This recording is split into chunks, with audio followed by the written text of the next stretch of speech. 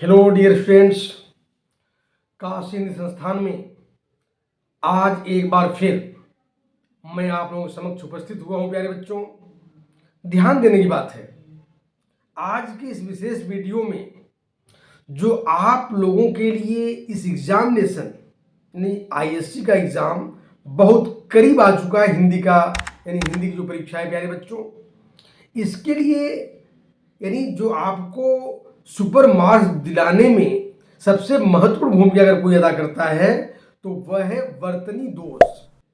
हम लोग वर्तनी दोष से कैसे बचें, आज इस पर विचार मैं करता हूं। तो वर्तनी दोष के पहले बच्चों मैं थोड़ी सी कुछ इंफॉर्मेशन आप लोगों को दे दूं। एक बात जान ले प्यारे बच्चों कि काशी हिंदी संस्थान यानी KHS जो है आप लोगों के लिए यानी कुछ नोट्स लेकर करके आया हुआ है। बड़े पैमाने पर उसको पढ़ते रहें। एक तो नोट्स यह है बच्चों, केवल जो नोट्स उसमें क्वेश्चन आंसर मिलेगा 99 रुपीज़ में मात्र है, वो ध्यान दें, मात्र केवल 99 रुपीज़ में वह चैप्टर वाइज एक्सप्लेनेशन और 99 रुपीज़ में आपके समक्ष उपलब्ध है। और दूसरा जो है बच्चों, यानी ध्यान दें, यानी जो क्लासेस हुए हैं वो क्लासेस का यानी जो आपको वीडियो मिलेगा रिकॉर्डेड स्टडीज, यानी सारे क्लासेस रिकॉर्डेड जो मैं ऑलरेडी पढ़ाया हूँ, तो उनके क्लासेस प्लस सारे नोट्स, सारी स्टडी मटेरियल्स आप लोगों को 199 रुपीज़ में मात्र मिल रहा है। तो उसको लेकर के अपनी स्टडी में 4 चांद अवश्य लगाएं। और इसके बाद मैं अब मूल विषय पर पहुंच चुका हूं। इस समय आप वर्तनी दोष से कैसे बचें, बहुत ही बड़ा मुद्दा है बच्चों के सामने। आईएससी हमारे जो कैंडिडेट्स हैं, यानी वर्तनी दोष बहुत अहम समस्या है प्यारे बच्चों। पहले तो मैं कुछ इंपॉर्टेंट पॉइंट बता रहा हूं, अब पॉइंट्स के बाद प्यारे बच्चों फिर उन पॉइंट्स को मैं डील कर दूंगा, तो आपका जो डाउट्स है सारे डाउट्स क्लियर हो जाएंगे वर्तनी दोष के संदर्भ में। ध्यान दे बच्चों, एक नंबर है और है का प्रयोग कहां करें। 2 नंबर पॉइंट, छोटी की यानी की और की बड़ी की का प्रयोग कहां करें। तीसरा नंबर पॉइंट, मैं और मैं का प्रयोग कहां करें। चौथा नंबर, बहुत और बहुत दोनों में क्या अंतर है। पांचवा नंबर, पूर्ण विराम, प्रश्नवाचक, ध्यान दें, पूर्ण विराम माने फुल स्टॉप, हिंदी का फुल स्टॉप, खड़ी पाई और प्रश्नवाचक क्वेश्चन मार्क और अर्धविराम इन्वर्टेड कॉमास कहां प्रयोग करें। 6 नंबर पॉइंट, ध्यान दें, इन्वर्टेड कॉमास का प्रयोग कब करें। नेक्स्ट पॉइंट, चैप्टर और एसेस को बड़े पैमाने पर कैसे पढ़ें, कब पढ़ें। नेक्स्ट पॉइंट, ड़ का प्रयोग और अड़ का प्रयोग कब कहां करें, कैसे करें, क्योंकि तीनों में बहुत ही अंतर नहीं है उच्चारण में, इसलिए आप उसको ध्यान दें। अब मैं 1 नंबर पॉइंट की बात कर रहा हूं बच्चों। 1 नंबर पॉइंट में है और हैं बहुत वाइटल मैटर है। मैं तो कॉपी चेक करता हूं या स्कूल में पढ़ा रहा हूं तो वहां पर तमाम गलतियां बच्चे करते हैं।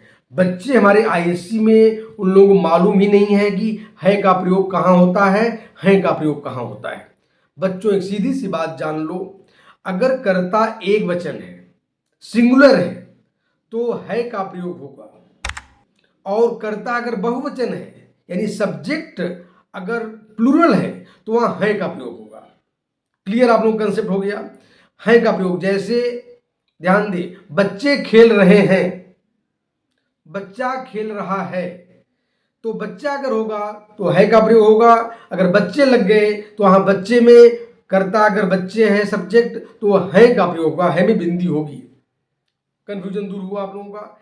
एक और बात है बच्चों, है का प्रयोग हम वहां भी करते हैं अगर सब्जेक्ट एक वचन में हो, लेकिन अगर वह सब्जेक्ट आदरणीय हो, रिस्पेक्टेड हो, यानी कोई भी कर्ता आपसे बड़ा हो, ऐसा उसमें भाव प्रकट हो रहा है तो है में बिंदी होगी। जैसे मेरी माताजी आ रही हैं, मेरे पिताजी भोजन कर रहे हैं, अध्यापक महोदय पढ़ा रहे हैं, जबकि इन वाक्यों में कर्ता एक वचन में है लेकिन फिर भी बिंदी है। तो आपके सारे डाउट्स क्लियर यहां पर। दूसरा नंबर पॉइंट बच्चों, छोटी की यानी की और की, ध्यान दो। पहली बात तो जान लो, जो छोटी की होती है उसका उच्चारण क्या होता है? की। और बड़ी की जो होती है उसका उच्चारण की। दोनों में अंतर है, याद रखिए। जब संज्ञा, सर्वनाम, विशेषण के बाद में, ध्यान दें, नाउन, एडजेक्टिव या प्रोनाउन हो, उसके बाद में जो की का प्रयोग होता है वहां बड़ी की का प्रयोग होता है। और जैसे अब इसका एग्जाम्पल भी जान लें, मेरे पिताजी, ध्यान दीजिए, मेरे पिताजी की तबीयत ठीक नहीं है, पिताजी की तबीयत, तो की लग गया। या भारत की राजधानी, ध्यान दीजिए, भारत संज्ञा है, भारत नाउन है, तो भारत की राजधानी नई दिल्ली है, भारत की, वहां छोटी की नहीं लगेगा बच्चों, वहां बड़ी की का प्रयोग होगा। इस तरह से विशेषण यानी एडजेक्टिव और संज्ञा या सर्वनाम के बाद जब भी की का प्रयोग होगा तो बड़ी की का प्रयोग होगा। बात समझ आइए आप लोगों को। और छोटी की का प्रयोग हम वहां करते हैं बच्चों जहां पर वर्ब हो, क्रिया के बाद, वर्ब यानी क्रिया के बाद जब भी की का प्रयोग करते हैं छोटी की का प्रयोग करते हैं। एक बात जान ले। दूसरी बात, है, हूं, हो, था, थे, थी, गा, गे, गी, अगर ऐसे शब्द आ रहे हैं उसके बाद की का प्रयोग कर रहे हो हर समय छोटी की का प्रयोग करोगे। जैसे वह कहता है कि, वो मानता है कि, वह जानता था कि, तो यहां पर छोटी की का प्रयोग आप लोग करोगे। एक बात है। अब मैं नेक्स्ट एग्जांपल में आ रहा हूं बच्चों, मैं और मैं। मैं का मतलब ध्यान दो, प्राय बच्चे हमारे इंग्लिश मीडियम में समझ ही नहीं पाते मैं और मैं में अंतर क्या होता है। मैं का प्रयोग, मैं माने, ध्यान दीजिए, जहां एक मात्रा है वहां मैं का मतलब इन। जैसे मैं कमरे में, कक्षा में बैठा हुआ हूं, कक्षा में, यानी आप उसके लिए इनसाइड या इन के लिए जब प्रयोग करते हो वहां मैं का प्रयोग होता है।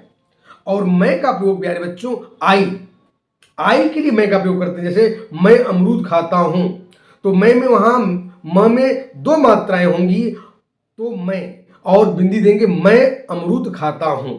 तो वहां पर आप कहां समझें, जहां आई का आप अपने आप को प्रयोग करोगे, मैं का प्रयोग वहां करोगे, और मैं में दो मात्राएं होंगी और बिंदी होगा बच्चों। इस तरह से मैं और में बिंदी होगा, लेकिन कक्षा में इन या इनसाइड के जगह पर आप ये जनरल, जैसे कमरे में, कक्षा में, इसलिए आप कक्षा में 40 बच्चे बैठे हैं, कक्षा में, वहां म में एक मात्रा होगी और बिंदी होगी। यह में और मैं का अंतर भी आपको समझ में आ गया बच्चों। अब नेक्स्ट ध्यान दें, पूर्ण विराम। और इसके पहले मैं बता दूं, बहुत और बहुत। बहुत तो जनरली आजकल बच्चे बोलते यानी आजकल बच्चे चूंकि गलत बोलते हैं, और गलत बोलते जो है वो बहुत का प्रयोग करते हैं। बहुत चीज हो गया, बहुत नहीं बच्चों, बहुत। ह में छोटा ऊ का मात्रा होगा, ह में ओ का मात्रा कदापि नहीं होगा। प्राय बच्चे लिखते समय बहुत गलतियां करते हैं। वहां आजकल हिंदी जो बहुत बच्चे, क्या 90% बच्चे गलत ही बोलते हैं। सब जितने काम बहुत कर दिया, बहुत कर दिया नहीं, बहुत कर दिया। तो वहां पर ध्यान दें, ब ह में छोटा ऊ का मात्रा और त, बहुत का प्रयोग करोगे। नेक्स्ट, बच्चे कहां और गलतियां करते हैं, वाक्य लिखते हैं, यानी जैसे इंग्लिश में फुल स्टॉप होता है बच्चों, उसको हिंदी में पूर्ण विराम कहते हैं। इंग्लिश में क्या होता है कि एक फुल स्टॉप का मतलब एक बिंदी लग गई, डॉट लग गया, तो हिंदी में पूर्ण विराम माने एक खड़ी पाई होती है। तो आप वाक्य पूरा होने के बाद में एक खड़ी पाई का प्रयोग अवश्य करें। जैसे बच्चे ग्रामर में बहुत ज़्यादा गलती करते हैं, और ग्रामर करते समय यह वहां पर वर्तनी दोष बहुत ध्यान से देखा जाता है बच्चों। यहां तक बिंदी नहीं है, आपके शब्दों में जहां बिंदी लगनी चाहिए, बिंदी अगर नहीं भी है तो वहां पर भी नंबर कट जाते हैं। ध्यान दें, इन तमाम चीज़ों का ग्रामर सेक्शन में बहुत इंपॉर्टेंट होता है, इसलिए आप ध्यान दें। प्रश्नवाचक, जैसे क्या उसके भाई साहब आए हैं, तो उसके भाई साहब आए हैं तो है के बाद में बिंदी होगी, क्वेश्चन मार्क होगा अगर क्या लगा है। अगर प्रश्नवाचक चिन्ह का प्रयोग तभी देंगे जब प्रश्नवाचक भाव निकल रहा हो, क्वेश्चन पूछे जा रहे हैं। इसलिए प्यारे बच्चों, आप वहाँ पर इंट्रोगेटिव मार्क्स देना भूलेंगे नहीं। तो प्राय बच्चे हम लोग कॉपी चेक करते उसमें देखते हैं, कॉपी चेक करते समय एग्जामिनरों के सामने समस्या आती है कि बच्चे सेंटेंस सही लिखे हैं लेकिन क्वेश्चन मार्क नहीं दिए या पूर्ण विराम नहीं दिए, तो पूरा पूरा काट दिया जाता है। इसलिए बच्चों इस पर ध्यान रखेंगे आप लोग। और अर्धविराम कहाँ पर अर्धविराम इन्वर्टेड कामा यानी कामा लगता है, तो कामा को भी ध्यान में रखेंगे। और नेक्स्ट पॉइंट में बता रहा हूँ इन्वर्टेड कामास। इन्वर्टेड कामास बहुत वाइटल चीज है। जब कोई चीज, कोई कोटेशन, जब कोई किताब की लाइन साराकाश हो या किसी कहानी का कोई अंश दो चार लाइन अगर आप लिखने जा रहे हो या कोई किसी महान साहित्यकार या दार्शनिक की बातों को आप दो चार लाइन कोट करने जा रहे हो, उन बातों को इन्वर्टेड कामास के अंतर्गत जरूर लिखेंगे, तो आप वहां पर फुल मार्किंग के अधिकारी बन जाते हैं बच्चों। और नेक्स्ट बात है, आपके जो चैप्टर्स हैं, गद्य संकलन हो या काव्य मंजरी हो या साराकाश की जो चैप्टर्स हैं, या आप एकांक इसमें आ जाएं, नाटक में आ जाएं, आषाढ़ के एक दिन में आ जाएं, आषाढ़ के एक दिन में भी जो आप वहाँ पर दृश्य पढ़ रहे हैं, अंक पढ़ रहे हैं, उन अंकों में पात्रों का नाम या स्थान का नाम या और भी जो चीज़ें हैं इम्पॉर्टेंट, जो पढ़ते समय जो वर्तनी है उसको माइंड में याद रखेंगे।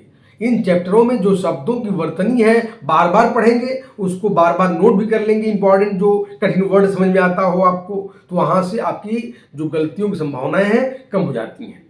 एक बात। दूसरी बात, आप ऐसे भी जो निबंध है, अनुच्छेद है, वो बीच बीच में भी एग्जामिनेशन करीब है, तो बीच बीच में एक घंटे बाद आपकी इच्छा है तो एक ऐसे पढ़ लिए, तो ऐसे जितना हो उतना अगर पढ़ लेंगे तो वहाँ पर क्या होगा कि आपके जो शब्द हैं, जो वहाँ पर बार बार अगर आप उसको पढ़ेंगे तो उससे आपके दिमाग में वो वर्तनी आ जाएगी, तो वहाँ वर्तनी दोष नहीं होगा बच्चों।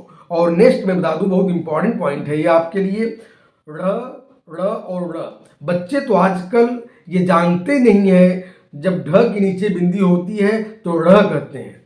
जैसे पढ़ाई, ध्यान बच्चों, पढ़ाई में ह का उच्चारण आ रहा है लेकिन ढ लिख कर के नीचे बिंदी दी जाती है तो ढ हो जाता है ड़। और एक होता है ड़, जैसे पेड़, क्या होते हैं बच्चों, पेड़, तो वहां पर ड लिख कर के नीचे बिंदी होती है, जब ड लिख कर के नीचे बिंदी होती है उसको पेड़ बोलते हैं, ड़ बोलते हैं। और एक होता है अड़ में गुणमान, तो वह जो आप एक उसमें गोले से बनाते हो और पाई देते हो तो गुणवान, तो गुणवान यह याद रखिएगा, बहुत से लोग उसको गुणवान भी बोलते हैं। तो वर्तनी दोष की समस्याएं जो कॉमन चीजें हैं आज उसको मैं लेकर के आया हूं बच्चों। इन चीजों को अगर आप लोग ध्यान रखोगे तो वर्तनी दोष से आप पूर्ण रूप से बच जाओगे। और मैं आप लोगों के लिए कामना यही करता हूं कि बड़े पैमाने पर आप लोग काशी हिंदी संस्थान से जुड़े रहें और जुड़ कर जो मैं एडवाइस दे रहा हूं, जो मैं सारी चीजें दे रहा हूं, उसको आप लोग ग्रहण करें और बड़े पैमाने पर आप अच्छे तरीके से तैयारी करें और आप लोग अच्छे मार्क्स की ओर आगे बढ़ें। धन्यवाद।